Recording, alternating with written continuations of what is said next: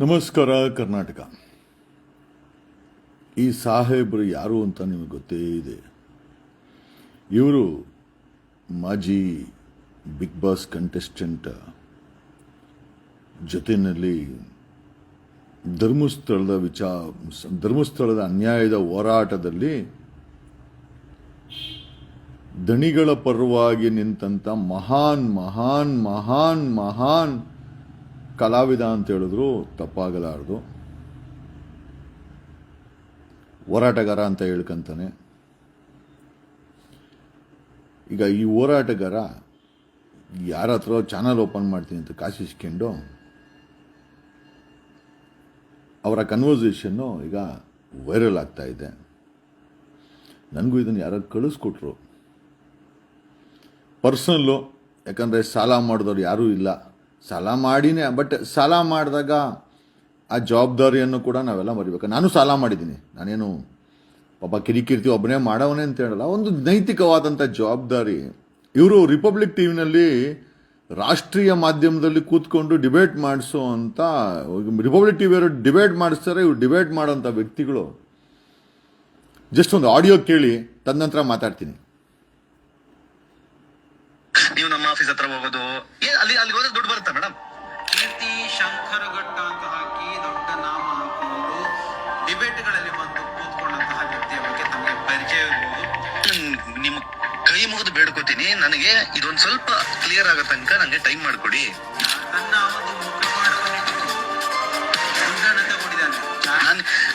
ನಾನು ಹೇಳ್ತಾ ಇರೋದೇ ಸತ್ಯ.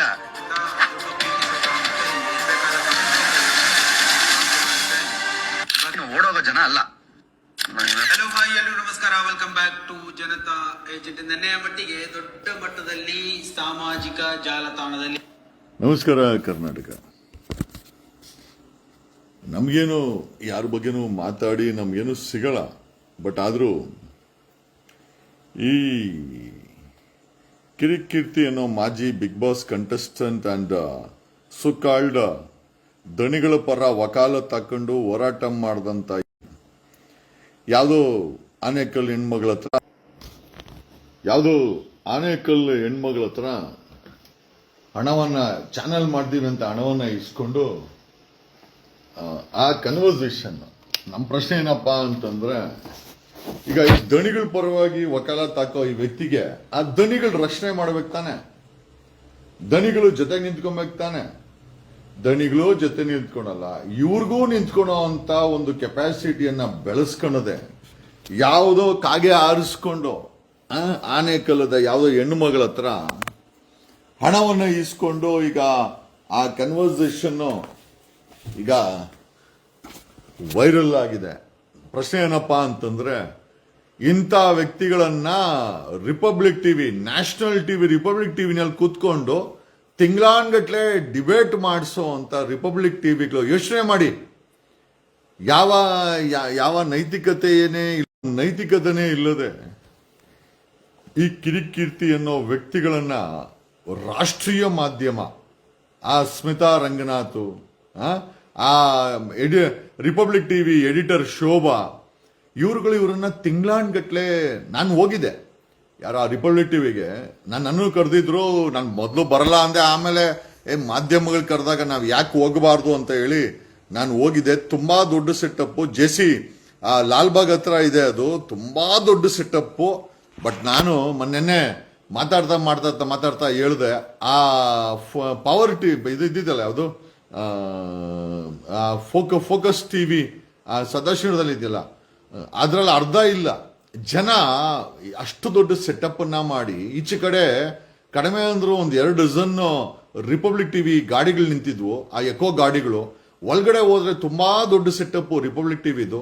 ಆದರೆ ಎಂಪ್ಲಾಯೀಸ್ಗಳ ಸಂಖ್ಯೆ ಎಷ್ಟು ಕಡಿಮೆ ಆಗಿದೆ ಅಂತಂದ್ರೆ, ಮುಂಚೆ 100 ಇತ್ತು ಅಂತಂದ್ರೆ ಇವತ್ತು ಕೇವಲ 20%ಗೆ ರಿಪಬ್ಲಿಕ್ ಟಿವಿಯ ಒಂದು ದಿವಸ, if I am not wrong, Republic TV ಬಾಗ್ಲಾಕೊಂಡು ಹೋಗೋದಂತೂ ಗ್ಯಾರಂಟಿ. ಯಾಕೆ ಅಂತಂದ್ರೆ ಅವರುಗಳು ತಗೊಂಡಂತ ಸ್ಟ್ಯಾಂಡ್ ಇದೆಯಲ್ಲ, ಆ ಧರ್ಮಸ್ಥಳದ ವಿಚಾರದಲ್ಲಿ ರಿಪಬ್ಲಿಕ್ ಟಿವಿ ಅಂತವರು ಒನ್ ಸೈಡೆಡ್ ಸ್ಟೋರಿಯನ್ನ ಪ್ರಮೋಟ್ ಮಾಡಕ್ಕೆ ಬಿದ್ದಂತ ಪಾಡಿದೆಯಲ್ಲ ನೋಡಿ. ಆ ಧರ್ಮಸ್ಥಳದ ಶಾಪ, ಆ ಧರ್ಮಸ್ಥಳದ ಆ ಸತ್ತೋರ ಶಾಪ ರಿಪಬ್ಲಿಕ್ ಟಿವಿ ಚಾನೆಲ್ಗೆ ದೊಡ್ಡ ಲತ್ತೆಯಾಗಿ ಬಿದ್ದಿದೆ.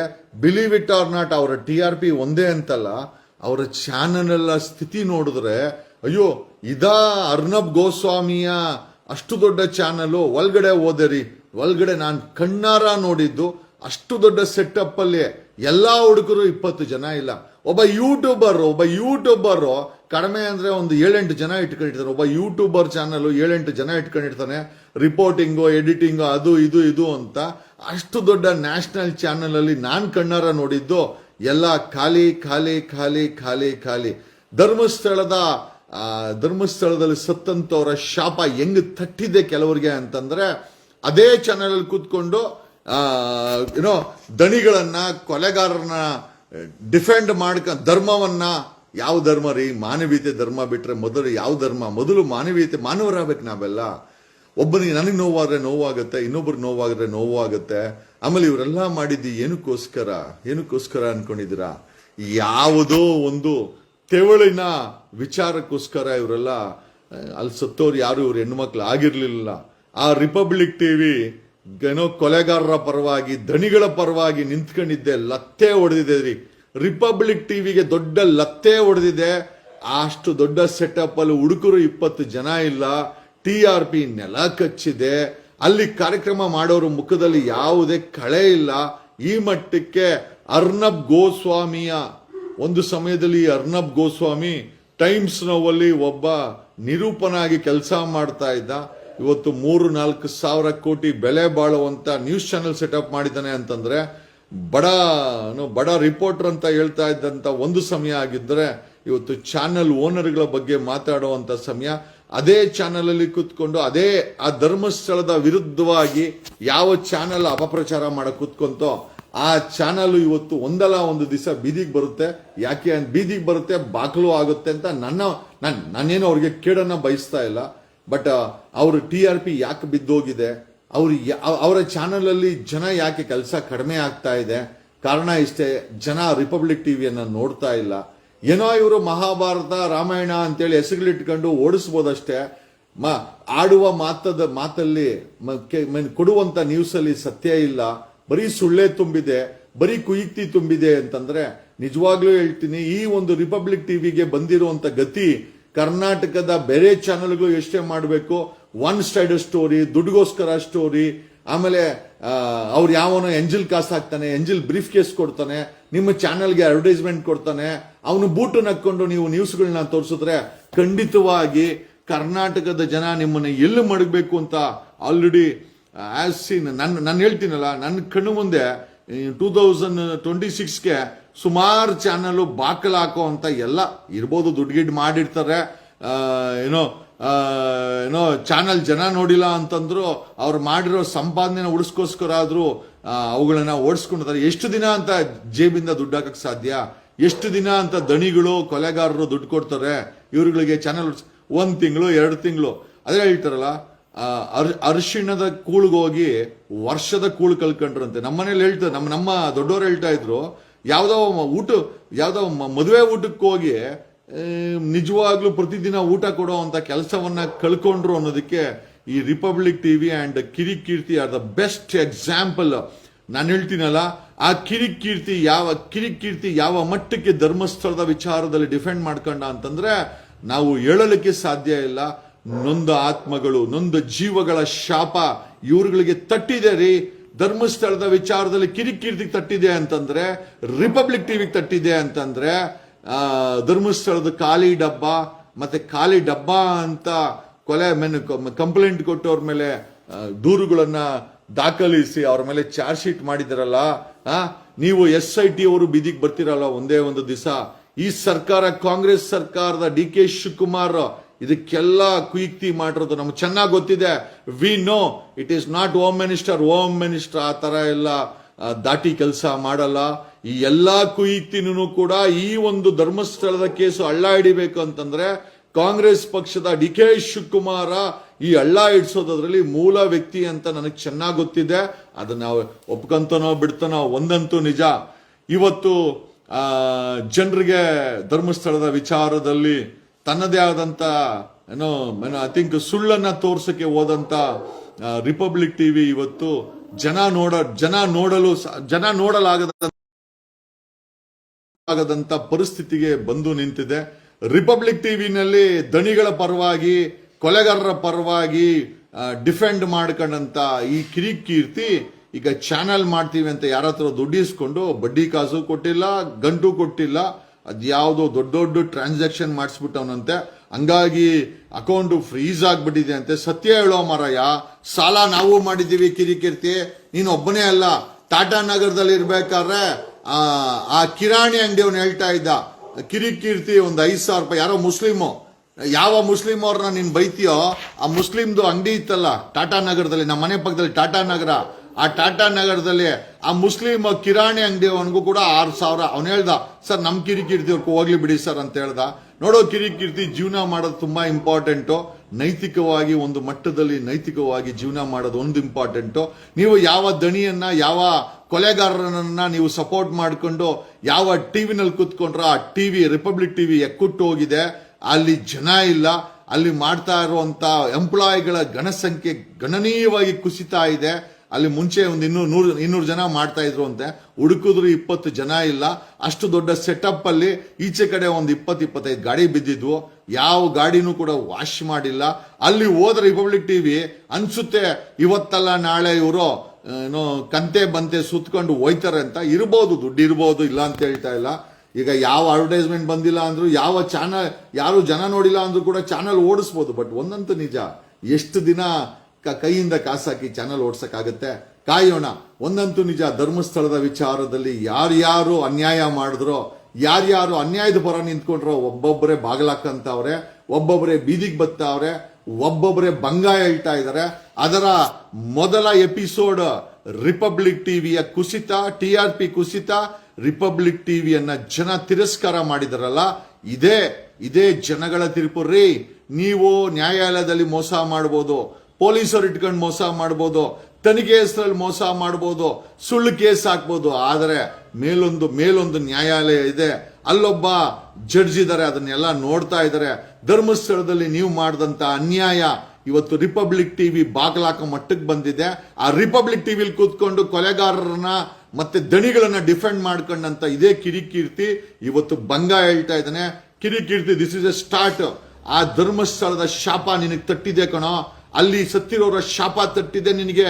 ಅದಕ್ಕೋಸ್ಕರನೇ ಈ ತರ ಬಂಗ ಹೇಳ್ತಾ ಇರೋದು. ನಾನು ಹೇಳ್ತೀನಲ್ಲ, ನೀನ್ ಕಾನೂನಿಂದ ತಪ್ಪಿಸ್ಕೊಬಹುದು, ನೀನು ಸುಳ್ಳು ಹೇಳ್ಕೊಂಡು ಕಾಗೆ ಹಾರಿಸ್ಬೋದು. ಒಂದಂತೂ ನಿಜ, ಸತ್ಯ ಸತ್ಯನೇ ಅಲ್ವಾ? ನೀನು ಯಾವ ದೊಡ್ಡ ಬಿಸ್ನೆಸ್ ಮಾಡ್ತೀಯ ಗುರು? ಸ್ಪೀಡ್ ನ್ಯೂಸ್ ಅಲ್ಲಿ ಕೆಲಸ ಮಾಡ್ತಾ ಇದ್ದೆ, ನನಗೂ ಚೆನ್ನಾಗಿ ಗೊತ್ತಿದೆ. ಬಿಗ್ ಬಾಸ್ ಅಲ್ಲಿ ಮಾಜಿ ಕಂಟೆಸ್ಟೆಂಟು. ಇನ್ಮೇಲಾದ್ರೂ ಸತ್ಯ ಹೇಳು, ಯಾರ್ದೋ ಶಾಪ ನೀನ್ ಯಾಕೋ ತಗೊಂತೀಯ ಕಣೋ? ಅವನು ಯಾವನೋ ಕೊಲೆ ಮಾಡಿದ್ರೆ ಅವ್ನು ಜೈಲ್ಗೆ ಹೋಗ್ತಾನೆ, ಅಥವಾ ಅವನಿಗೆ ಭಗವಂತ ಶಿಕ್ಷೆ ಕೊಡ್ತಾನೆ. ನೀನ್ ಯಾರು ಕಣೋ? ಇದೇ ರಿಪಬ್ಲಿಕ್ ಟಿವಿಲಿ ಕೂತ್ಕೊಂಡು ಸ್ಮಿತಾ ರಂಗನಾಥ್, ಆ ಚೀಫ್ ಎಡಿಟರ್ ಶೋಭಾ, ಆ ರಿಪಬ್ಲಿಕ್ ಟಿವಿನ ಏನ್ ಗತಿ ಮಾಡಿಟ್ಟಿದ್ರು?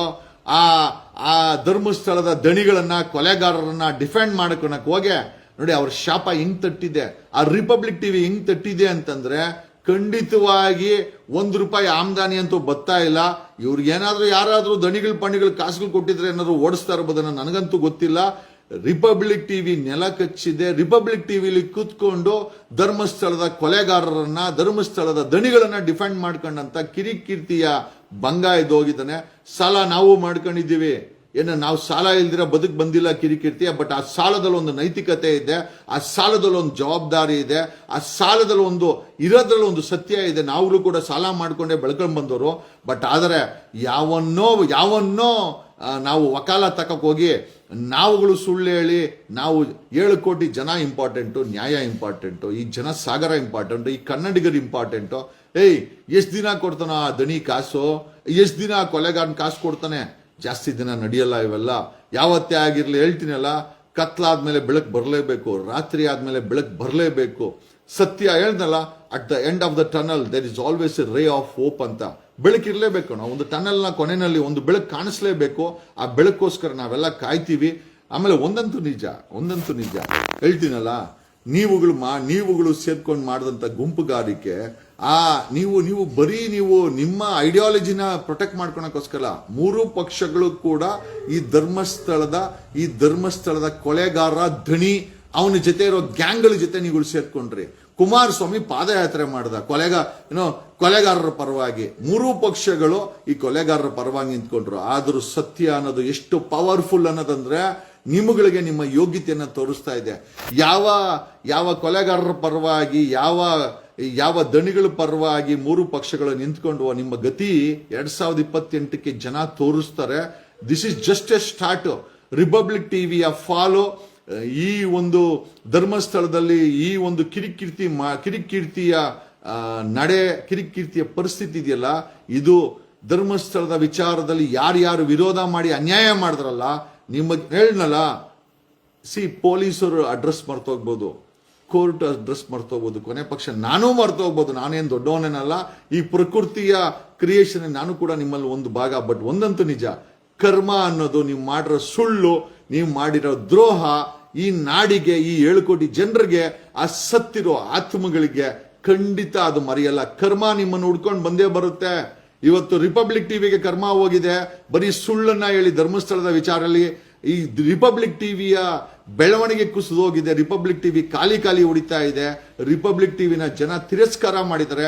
ರಿಪಬ್ಲಿಕ್ ಟಿವಿನ ನೋಡೋರಿಲ್ಲ ಅಂತಂದ್ರೆ ಅದು ಧರ್ಮಸ್ಥಳದ ನೊಂದವರು ಪ್ರೊಟೆಸ್ಟ್ ಮಾಡಿದ್ರು 16ನೇ ತಾರೀಕು. ಕೊಂದವರು ಯಾರು ಅಂತ, ಆ ಕೊಂದವರ ಪರವಾಗಿ ನಿಂತ್ಕೊಂಡಂತ ರಿಪಬ್ಲಿಕ್ ಟಿವಿಗೆ ಆ ನೊಂದವರ ಶಾಪ, ಸತ್ತವರ ಶಾಪ ಖಂಡಿತ ತಟ್ಟಿದೆ. ಇದರಲ್ಲಿ ಎರಡನೇ ಮಾತೇ ಇಲ್ಲ.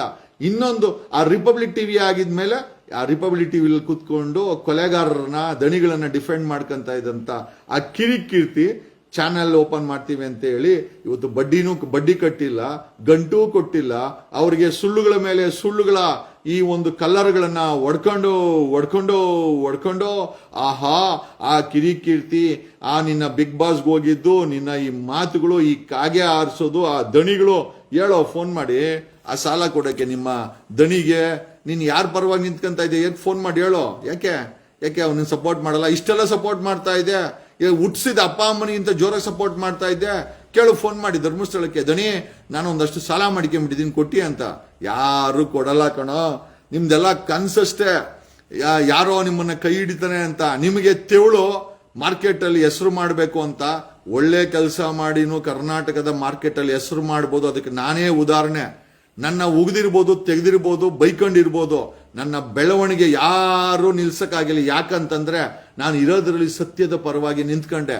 ಎಲ್ಲೋ ಕೆಲವೊಂದು ಟೈಮು ಏರಿಳಿತಗಳು ಆಗಿರ್ಬೋದು, ಯಾಕಂದ್ರೆ ನಾನು ಮನುಷ್ಯನೇ, ನಾನೇನು ದೊಡ್ಡ ಪರ್ಫೆಕ್ಟ್ ಅಂತ ಹೇಳಕ್ಕೋಲ್ಲ. ಬಟ್ ಒಂದಂತೂ ನಿಜ, ಧರ್ಮಸ್ಥಳದ ವಿಚಾರದಲ್ಲಿ ಅನ್ಯಾಯದ ಪರವಾಗಿ ನಿಂತ್ಕೊಂಡಂತ, ದಣಿಗಳ ಪರವಾಗಿ ನಿಂತ್ಕೊಂಡಂತ, ಮತ್ತೆ ನೊಂದವರ ವಿರುದ್ಧ ನಿಂತ್ಕೊಂಡಂತ ರಿಪಬ್ಲಿಕ್ ಟಿವಿ ಬಾಕಲಾಕೋ ಮಟ್ಟಕ್ಕೆ ಬಂದಿದೆ. ರಿಪಬ್ಲಿಕ್ ಟಿವಿಯನ್ನ ಕರ್ನಾಟಕದ ಜನ ತಿರಸ್ಕಾರ ಮಾಡಿದ್ದಾರೆ. ನೀವು ಯಾವುದೇ ಹೆಸರು ಹಾಕೊಂಡು ಓಡಿಸಿ, ಮಹಾಭಾರತ, ರಾಮಾಯಣ, ಹಂಗಾರೆ ನಮ್ಮ ಹಿಂದುತ್ವ ಇರೋದು ನೀವು ಸುಳ್ಳು ಹೇಳಿ ಮಾರ್ಕೆಟಿಂಗ್ ಮಾಡಕ ನೀವು ಇರೋದು, ನೀವು ಚಾನೆಲ್ಗಳು. ನೀವು ಯಾವ ಮಹಾಭಾರತ ಹಾಕೊಂಡ್ರು ಕೂಡ, ಯಾವ ರಾಮಾಯಣ ಅಂತ ಓಡಿಸಿದ್ರು ಕೂಡ ಜನ ನೋಡೋ ಮಟ್ಟದಲ್ಲಿಲ್ಲ. ನೀವು ನಿಮ್ಮ ಒಂದು ಯೋಗ್ಯತೆಯನ್ನ ಕರ್ನಾಟಕದಲ್ಲಿ ಮುಕ್ತಾಯ ಮಾಡ್ಕೊಂಡಿದ್ದೀರಾ. ನಿಮ್ದು ಇಟ್ ಈಸ್ ಎಲ್ಲ the republic TV is in ICU ತರಬಹುದು. ಅರ್ನಬ್ ಗೋಸ್ವಾಮಿ ತುಂಬಾ ದೊಡ್ಡ ವ್ಯಕ್ತಿ, ಅವ್ರಿಗೆ ದುಡ್ಡಿಗೇನು ಕಡಿಮೆ ಇರಲ್ಲ. ಯಾರು ನೋಡಿಲ್ಲ ಅಂದ್ರೂ ಕೂಡ ಚಾನೆಲ್ ಓಡಿಸ್ಬೋದು, ನಡೆಸ್ಬೋದು, ಅದು ಬೇರೆ ವಿಚಾರ. ಬಟ್ ಇನ್ಮೇಲಾದ್ರೂ ಮಿಕ್ಕ ಚಾನೆಲ್ಗಳು ರಿಪಬ್ಲಿಕ್ ಟಿವಿಯಿಂದ ಪಾಠ ಕಲೀರಿ, ಸತ್ಯವನ್ನ ತೋರಿಸುವಂತ ಕೆಲಸ ಮಾಡಿ. ಸುಳ್ಳಿನ ಜೊತೆ ಮಲ್ಕೊಂಬೇಡಿ, ಸುಳ್ಳಿನ ಜೊತೆ ಮಕ್ಕಳು ಹುಟ್ಟಿಸ್ಬೇಡಿ. ಸುಳ್ಳಿನ ಮಕ್ಕಳನ್ನ ಹುಟ್ಟಿಸಿದ್ರೆ ಅದು ಸಾವಂತೂ ಖಂಡಿತ ಬರುತ್ತೆ ಅಂತ ಈ ಮೂಲಕ ಹೇಳುತ್ತಾ, ಕಿರಿಕೀರ್ತಿ ನಾನು ಕೂಡ ಸಾಲ ಮಾಡಿದ್ದೆ, ಇಲ್ಲ ಅಂತ ಹೇಳ್ತಾ ಇಲ್ಲ.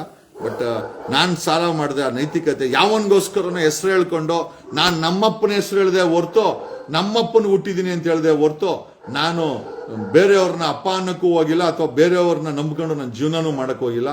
It is the me who decides my own fate. ನಾನು ನನ್ನ ಹಣೆ ಬರ ಬರ್ಕೊಂತೀನಿ ಹೊರ್ತು ಇನ್ನು ಯಾವನೋ ನನ್ನ ಹಣೆ ಬರನ ಬರೆಯಕ್ಕೆ ನಾನು ಬಿಡಕ್ ಹೋಗಲ್ಲ. ನಾನು ಸ್ಲೋ ಇರ್ಬೋದು, ಬಟ್ ಸ್ಟಡಿ ಇದ್ದೀನಿ. ನಾನು ಸ್ವಲ್ಪ ಲೇಟ್ ಇರ್ಬೋದು, ಬಟ್ ಆನ್ ಟೈಮ್ ಇದ್ದೀನಿ. ಒಂದಂತೂ ನಿಜ, ನಾನು ಏನು ಸಾಧನೆ ಮಾಡಬೇಕೋ ಕರ್ನಾಟಕದಲ್ಲಿ ಸತ್ಯವಾಗಿದ್ಕೊಂಡು 7 ಕೋಟಿ ಜನರ ಜೊತೆಲಿ ಇದ್ಕೊಂಡು ಕಣ ಕಣದಲ್ಲೂ ಕನ್ನಡವನ್ನ ತುಂಬಿಕೊಂಡು ಕನ್ನಡಿಗರ ಜೊತೆ ನಿಮ್ಮ ಮನೆ ಮಗನಾಗಿ ನಾನು ಇರ್ತೀನಿ ಹೊರತು ನಾನು ಯಾವತ್ತು ಎಲ್ಲೂ ಕೂಡ ಸೇಲ್ ಆಗಿಲ್ಲ. ನಾನು ಹೇಳೋದಲ್ಲ, ರಮೇಶ್ ಜಾರಕಿಹೊಳಿ ಕೇಸಲ್ಲೇ 150 ಕೋಟಿ ಆಫರ್ ಕೊಟ್ರು, ನಾನು ಅಲ್ಲೇ ಕೈ ಬಿಟ್ಟೆ. ಬೇರೆ ಬೇರೆ ಕೇಸ್ಗಳಲ್ಲಿ ಹೋರಾಟಗಳಲ್ಲಿ ಕಾಸನ್ನು ತಂದು ಕೊಡಕ್ ಬಂದ್ರು, ನಾನು ಎಲ್ಲೂ ಕೂಡ ಅವಶ್ಯಕತೆ ಎಂದಿಲ್ಲ. ಆ ಕಾಸನ್ನ ನಾನೇ ಸಂಪಾದನೆ ಮಾಡದೆ ಹೊರತು ಯಾವನೋ ಕೊಡೋ ಬ್ರೀಫ್ ಕೇಸಿಂದ, ಯಾವನೋ ಕೊಡೋ ಬುಟ್ಟಿಯಿಂದ, ಯಾವನೋ ಕೊಡೋ ಎಂಜಲ್ ಕಾಸಿಂದ ನಾನು ಯಾವತ್ತೂ ಬೆಳೆದಿಲ್ಲ. ನಮ್ಮ ತಂದೆ ತಾಯಿ, ನಮ್ಮ ಅಜ್ಜಿ ತಾತ ಒಳ್ಳೆ ಆಸ್ತಿನ ಬಿಟ್ಬಿಟ್ಟು ಹೋಗಿದ್ದಾರೆ. ಭಗವಂತ ನನಗೆ ಒಳ್ಳೆ ಬುದ್ಧಿ ಕೊಟ್ಟಿದ್ದಾನೆ, ಒಳ್ಳೆ ಲುಕ್ ಕೊಟ್ಟಿದ್ದಾನೆ. ಎಲ್ಲದಕ್ಕಿಂತ ಹೆಚ್ಚಾಗಿ ನಾನು ಮಾತಾಡೋ ಮಾತು ಮನೆ ಮಾತಾಗುತ್ತೆ. ಆ ಮಾತಿಗೆ ಕೋಟಿ ಸಾವಿರಾರು ಕೋಟಿ ಕೊಟ್ಟರು ಬೆಲೆ ಇಲ್ಲ. ಇವತ್ತು ಚಾನೆಲ್ಗಳು ನೋಡ್ದಿರಾ, ಯಾವ ಚಾನೆಲ್ನ ಜನ ನೋಡಲ್ಲೋ, ಆದ್ರೆ ನನ್ನ ಮಾತನ್ನ ಕರ್ನಾಟಕದಲ್ಲಿ ಪಲ್ಸ್ ಮಾಡ್ತಾರ್ರಿ. ನಾನೊಂದು ವಿಡಿಯೋ ಮಾಡಾಕರೆ 100ಕ್ಕೂ ಹೆಚ್ಚು ಯೂಟ್ಯೂಬರ್ಸ್ ಅದನ್ನ ಕಾಪಿ ಮಾಡಿಕೊಂಡು ಜನರು ತಲುಪಿಸ್ತಾರೆ. ನಾನು ನಿಮ್ಮ ಎಲ್ಲರಿಗೂ ಋಣಿಯಾಗಿರ್ತೀನಿ. ನೆನ್ನೆ ವೀರಪ್ಪನವ್ರ ಬಗ್ಗೆ ಮಾತಾಡಿದ್ರೆ, ವೀರಪ್ಪನವ್ರ ಬಗ್ಗೆ ಮಾತಾಡಿದ್ರೆ ದೊಡ್ಡ ವೈರಲ್ ಆಗಿದೆ. ಯಾವ ಚಾನೆಲ್ ಮಾತಾಡಿಲ್ಲ ಉಪಲೋಕಾಯುಕ್ತ ವೀರಪ್ಪನವರ ಮಾತಿನ ಬಗ್ಗೆ. ಅಂದ್ರೆ ನೀವೇನಾದ್ರೂ ಸುಳ್ಳು ಕಂಪ್ಲೇಂಟ್ ಕೊಟ್ರೆ ಜೈಲ್ಗೆ ಹೋಗ್ತೀರಾ ಅಂತ ಹೇಳೋ ವಿಚಾರವನ್ನ ನಾನು ಮಾತಾಡಿದೆ. ಯಾವ ಚಾನಲ್ ಡಿಬೇಟ್ ಮಾಡಿಲ್ಲ. ನಾನು ಎಲ್ಲೇ ಅನ್ಯಾಯ ಕಂಡ್ರು ನನಗೆ ಬೇಜಾರಾಗುತ್ತೆ, ಎಲ್ಲೇ ಯಾರಿಗೆ ಮೋಸ ಆದ್ರೂ ನನಗೆ ಬೇಜಾರಾಗುತ್ತೆ. ಹಾಗಾಗಿನೇ ಧ್ವನಿ ಮಾಡೋದು. ನನ್ನ ಧ್ವನಿ ನಿಮ್ಮ ಧ್ವನಿನೇ ಹೊರತು ಬೇರೆ ಏನೂ ಅಲ್ಲ. ನೀವು ಮಾತಾಡಬೇಕು ಅಂತ ನಿಮಗೂ ಅನ್ಸುತ್ತೆ. 7 ಕೋಟಿ ಜನರಿಗೆ, ಅದು ಆಟೋ ಡ್ರೈವರು, ಕ್ಯಾಬ್ ಡ್ರೈವರು, ಕೂಲಿ ಮಾಡೋನು, ಕಸ ಗುಡಿಸೋನು, ಡಾಕ್ಟ್ರು, ಇಂಜಿನಿಯರು, ಲಾಯರು, ರಾಜಕಾರಣಿ, ಬಿಸ್ನೆಸ್ ಮೆನ್ನು, ಚಾರ್ಟರ್ಡ್ ಅಕೌಂಟೆಂಟ್, ನಿಮ್ಗೆ ಎಲ್ಲರಿಗೂ ಅನ್ಸುತ್ತೆ. ಒಬ್ಬ ಪೇಂಟ್ರು, ಒಬ್ಬ ಕಾರ್ಪೆಂಟ್ರು, ಒಬ್ಬ ಚಪ್ಪಲಿ ಹೊಲಿಯೋನು, ಎಲ್ಲರಿಗೂ ಅನ್ಸುತ್ತೆ ಜಗದೀಶ್ ತರ ಮಾತಾಡಬೇಕು ಅಂತ. 100% ನೀವು ಏನ್ ಮಾತಾಡಬೇಕು ಅನಿಸ್ತಿರೋ ನಿಮ್ಮ ಪರವಾಗಿ ನಾನು ಮಾತಾಡ್ತೀನಿ. ನನ್ನ ಪ್ರತಿಯೊಂದು ಸತ್ಯದ ಮಾತು ನಿಮ್ಮ ಮಾತೇ, ಅದು ನಿಮ್ಮನೆ ಮಾತು. ನೀವು ಹೇಳ್ಬೇಕಂತ ಮಾತನ್ನ ನಾನು ಹೇಳ್ತಾ ಇದ್ದೀನಿ, ನಿಮ್ಮ ಪರವಾಗಿ ನಾನು ಹೇಳ್ತಾ ಇದ್ದೀನಿ. ಹಂಗಾಗಿ ನನ್ನ ಧ್ವನಿ ನಿಮ್ಮ ಧ್ವನಿನೇ ಅಂತ ಹೇಳುತ್ತಾ, ಧರ್ಮಸ್ಥಳದ ವಿಚಾರದಲ್ಲಿ ಅನ್ಯಾಯ ಮಾಡದಂತ ರಿಪಬ್ಲಿಕ್ ಟಿವಿ ನೆಲ ಕಚ್ಚಿದೆ. ಒಂದು ಸಮಯ ವೆಯ್ಟ್ ಮಾಡೋಣ. ಯಾವ ಧರ್ಮಸ್ಥಳದ ವಿಚಾರದಲ್ಲಿ ದಣಿಗಳ ಪರವಾಗಿ, ಕೊಲೆಬಾರರ ಪರವಾಗಿ ನಿಂತ್ಕೊಂಡಿದ್ದನೋ ಆ ಕಿರಿಕೀರ್ತಿ ಇವತ್ತು, ಆ ಕಿರಿಕೀರ್ತಿಯ ಬಾಳು, ಅವನ ಕನ್ವರ್ಸೇಷನ್ ದೇವರೇ ಬಲ್ಲ.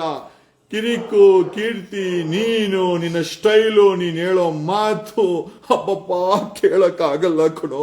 ಕಿವಿನಲ್ಲಿ ರಕ್ತ ಬಂದ್ಬಿಡ್ತೆ ಕಣೋ. ಆ ತರ ಸುಳ್ಳು ಹೇಳ್ತೀಯಲ್ಲೋ. ಕಾಗೆ ಆರ್ಸಂಗಿದ್ರೆ ಕಿರಿಕೀರ್ತಿ ತರನೇ ಆರಿಸ್ಬೇಕು. ಚಾನಲ್ ನಡೆಸಿದ್ರೆ ರಿಪಬ್ಲಿಕ್ ಟಿವಿ ತರನೇ ನಡೆಸ್ಬೇಕು.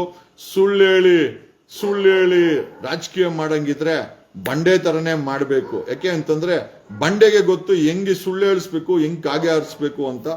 ನೋಡ್ರಿ, ಕರ್ನಾಟಕದ ಅಸೆಂಬ್ಲಿನಲ್ಲಿ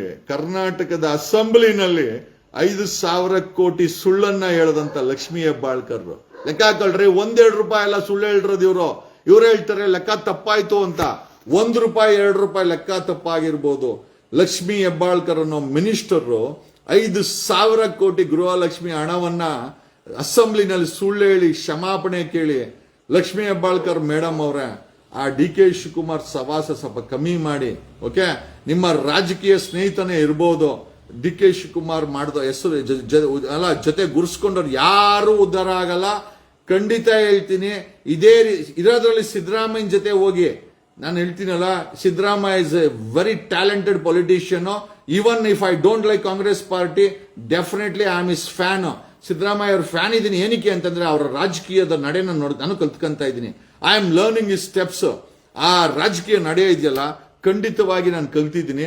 ಅಲ್ಲ, ದುರಾಂಕಾರವಾಗಿ ಮಾತಾಡೋರ್ನು ನಾನು ದಿನ ನೋಡಿದ್ದೀನಿ. ನಾನೇನು ಕಲಿಯಕ್ ಹೋಗಲ್ಲ. ಯಾಕಂದ್ರೆ ಆ ದುರಾಂಕಾರದ ಪರಮಾವಧಿನೇ ನಾನು ನೋಡಿದ್ದೀನಿ. ಅದೇನು ಬೇರೆ ವಿಚಾರ ಏನಲ್ಲ. ಲಕ್ಷ್ಮೀ ಹೆಬ್ಬಾಳ್ಕರ್ ಅವರೇ, ನೀವು ಅಸೆಂಬ್ಲಿಲಿ ಸುಳ್ಳು ಹೇಳಿದಿರಾ ಅಂತಂದ್ರೆ, ಆ ಸುಳ್ಳು ಕ್ಷಮಾಪಣೆ ಕೇಳಿದಿರಾ ಅಂತಂದ್ರೆ, ನೀವು ಸಿದ್ದರಾಮಯ್ಯನವ್ರನ್ನ ಫಾಲೋ ಮಾಡಿದ್ರೆ ಖಂಡಿತ ಸುಳ್ಳು ಹೇಳ್ತಾ ಇರಲಿಲ್ಲ. ಅದಕ್ಕೊಂದು ಉಪಯೋಗ ಕೊಡ್ತಾ ಇದ್ರು. ಆ DK ಶಿವಕುಮಾರ್ನ ಫಾಲೋ ಮಾಡಿ 2028ಗೆ DK ಶಿವಕುಮಾರ ನಿಮ್ಮ ಸ್ನೇಹಿತ ಖಂಡಿತ ಸೋಲ್ತಾನೆ, ಕನಕಪುರದಲ್ಲಿ ಸೋಲ್ತಾನೆ. ಇದು ನನ್ನ ಭವಿಷ್ಯ. ನಾನು ಇವತ್ತು ಹೇಳ್ತೇನೆ. ನಾನು ಬಸವರಾಜ ಬೊಮ್ಮಾಯಿಗೆ ಹೇಳಿದ್ದೆ ನಿನ್ನ ಮಗ ಸೋಲ್ತಾನೆ ಅಂತ. ಕುಮಾರಸ್ವಾಮಿ ಅವ್ರಿಗೆ ಹೇಳಿದ್ದೆ ನಿಮ್ಮ ಮಗ ಚನ್ನಪಟ್ಟಣದಲ್ಲಿ ಸೋಲ್ತಾನೆ ಅಂತ. ನಾನೇನ್ ದೊಡ್ಡ ಸ್ವಾಮೀಜಿನೂ ಅಲ್ಲ, ಕಾವಿದಾರಿನೂ ಅಲ್ಲ. ನನಗೇನು ದೊಡ್ಡ ಜ್ಞಾನನೂ ಏನಿಲ್ಲ. ಏನು ದೇವರೇನು ಸ್ಪೆಷಲ್ ಆಗಿ ನನಗೇನು ಜ್ಞಾನನೂ ಕೊಟ್ಟಿಲ್ಲ. ಬಟ್ ಮುಂದಿನ ಭವಿಷ್ಯವನ್ನ ಇವತ್ತು ಆಡ್ತೀನಿ. ಆಮೇಲೆ ಇವತ್ತು ಆಡಿದನ್ನ ಮುಂದೆ ಒಂದು ಭವಿಷ್ಯ ಆಗುತ್ತೆ. ಯಾಕೆ ಅಂತಂದ್ರೆ ನಾನು ನೋಡೋದು ಸತ್ಯ, ಇರೋದ್ರಲ್ಲಿ ಮಾತಾಡೋದು ಸತ್ಯ. ಆ ಸತ್ಯವನ್ನೇ ಗ್ರಹಿಸ್ತೀನಿ, ಆ ಸತ್ಯವನ್ನೇ ಹೇಳಕ್ಕೆ ಪ್ರಯತ್ನ ಬೀಳ್ತೀನಿ. ನನಗೆ ಗೊತ್ತಿಲ್ಲ, ಆ ಭಗವಂತ ನಾನು ಹೇಳಿದ್ದನ್ನ ಸತ್ಯ ಮಾಡ್ತಾನೆ. ಹಾಗಾಗಿ ನಾನು ಹೇಳಿದೇನು ಅಂತಂದ್ರೆ, ಮೇಡಮ್ ನೀವು ಒಬ್ಬರು ಈ ರೀತಿ ಇಷ್ಟು 5,000 ಕೋಟಿ ಸುಳ್ಳು ಹೇಳಿದಿರ ಅಂತಂದ್ರೆ ಆ ಮೊದಲು ಆ ಡಿ ಕೆ ಶಿವಕುಮಾರ್ ಸವಾಸ ಕಮ್ಮಿ ಮಾಡಿ, ಆ ಸದಾಶಿವ ನಡೆದ ಡಿ ಕೆ ಶಿವಕುಮಾರ್ ಆಯಪ್ಪ ಬಿಡಿ ಕಾಗೆ ಆರಿಸ್ತಾನೆ ಅಪ್ಪ ಆ ಕಾಗೆನ ನಮ್ಮ ಕೈಲಿ ನೋಡಕೇ ಆಗಲ್ಲ ಗುರು. ಆ ಲೆವೆಲ್ ಕಾಗೆ ಆರಿಸ್ತಾನೆ. ಒಂದಂತೂ ನಿಜ, ಕರ್ನಾಟಕದ ಜನರಿಗೆ ಒಂದು ಸತ್ಯ ಬೇಕಾಗಿದೆ, ಸತ್ಯವಾಗಿ ನಡೆಯೋ ಜನ ಬೇಕಾಗಿದೆ. ಸುಳ್ಳನ್ನು ಹೇಳೋರು ಸರ್ವನಾಶದಲ್ಲಿ ಕೊನೆ ಆಗುತ್ತೆ ಅನ್ನೋದಕ್ಕೆ ರಿಪಬ್ಲಿಕ್ ಟಿವಿಯ ಇವತ್ತಿನ ಪರಿಸ್ಥಿತಿನೇ ನಮಗೆ ಏನೋ ಕೈದಲ್ಲಿರುವಂತ ಕನ್ನಡಿ. ಈ ಕಿರಿಕೀರ್ತಿ ಅದಕ್ಕೆ ಇನ್ನೊಂದು ಕನ್ನಡಿ. ಧರ್ಮಸ್ಥಳದಲ್ಲಿ ಅನ್ಯಾಯದ ಪರವಾಗಿ ನಿಂತ್ಕೊಂಡು ಅನ್ಯಾಯವನ್ನೇ ಪ್ರಚಾರ ಮಾಡಿಕೊಂಡು ಅನ್ಯಾಯವಾಗಿ ಮಾತಾಡದಂತ ರಿಪಬ್ಲಿಕ್ ಟಿವಿ ನೆಲ ಕಚ್ಚುವ ಪರಿಸ್ಥಿತಿ ಬಂದಿದೆ. ಅದೇ ಚಾನಲ್ ಅಲ್ಲಿ ಕೂತ್ಕೊಂಡು ದಣಿಗಳ ಪರವಾಗಿ, ಕೊಲೆಗಾರರ ಪರವಾಗಿ, ಧರ್ಮ ಕರ್ಮ ಅನ್ಕೊಂಡು ಮಾತಾಡದಂತ ಕಿರಿಕೀರ್ತಿ ಸಾಲಗಳು ಮಾಡಿಕೊಂಡು ಚಾನಲ್ ಮಾಡ್ತೀನಿ ಅಂತ ಅವನು ಬಿದಿಗೆ ಬಂದಿದ್ದಾನೆ. ಧರ್ಮಸ್ಥಳದ ವಿಚಾರದಲ್ಲಿ ತಾನೇ ಎಲ್ಲ ಬಾಸು ಅಂತ ಹೇಳಿ ಅಲ್ಲಾಡ್ಸಕ್ ಹೋದಂತ ಅಲ್ಲಾಡ್ಸು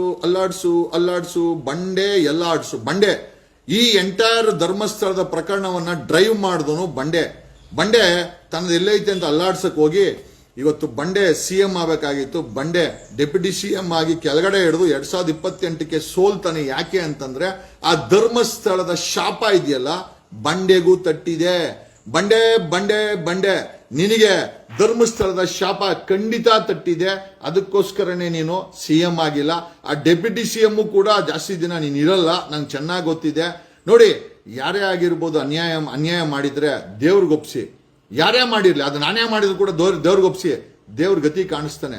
ನಾನು ನ್ಯಾಯದಲ್ಲಿ ನಂಬಿರೋನು, ಸತ್ಯದಲ್ಲಿ ನಂಬಿರೋರ್ನ ನಂಬಿದ್ದೀನಿ ನಾನು. ನೀವು ಯಾರನ್ನ ನಂಬಿದೀವಿ ಹೇಳಿ?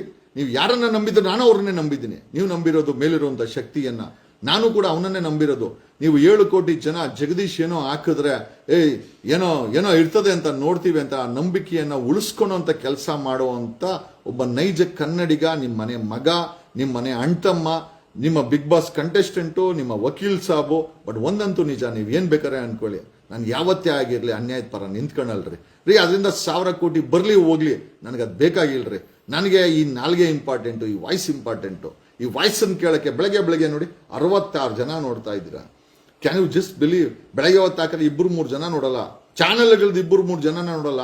ನನ್ನ ಮಾತನ್ನ 66 ಜನ ನೋಡ್ತಾ ಇದ್ದು. 66 ಕೋಟಿ ನನಗೆ 66 ಕೋಟಿ ಜನ ನೋಡ್ದಂಗೆ ನನಗೆ ನಿಜವಾಗ್ಲೂ ನಿಮ್ಮ ಆಶೀರ್ವಾದ ಅಂತ ಹೇಳುತ್ತಾ ಸದಾ ನಿಮ್ಮ ಜೊತೆ ಇರ್ತೀನಿ, ಸದಾ ನಿಮ್ಮ ಮನದ ಮಾತನ್ನ ಮಾತಾಡ್ತೀನಿ, ಸದಾ ನಿಮ್ಮ ಪರವಾಗಿರ್ತೀನಿ, ಸದಾ ನಿಮ್ಮ ಜೊತೆನೇ ಇರ್ತೀನಿ, ನಿಮ್ಮ ಜೊತೆನೇ ಬದುಕ್ತೀನಿ, ನಿಮ್ಮ ಜೊತೆಲೇ ನಡೀತೀನಿ, ನಿಮ್ಮ ಜೊತೆನೇ ನಗ್ತೀನಿ. ನೀವು ನಕ್ಕರೆ ನಾನು ನಗಿಸ್ತೀನಿ, ನಾನು ನಗಿಸ್ತೀನಿ, ನೀವು ನಗಿಸ್ತೀನಿ ಅಂತ ಹೇಳ್ತಾ ಕಣದಲ್ಲೂ ಕನ್ನಡ ನಿಮ್ಮ ಜೊತೆ ನಾನಿರುವೆ. ಓಕೆ, ನಾನಿನ್ನ ಮರೆಯಲಾರೆ.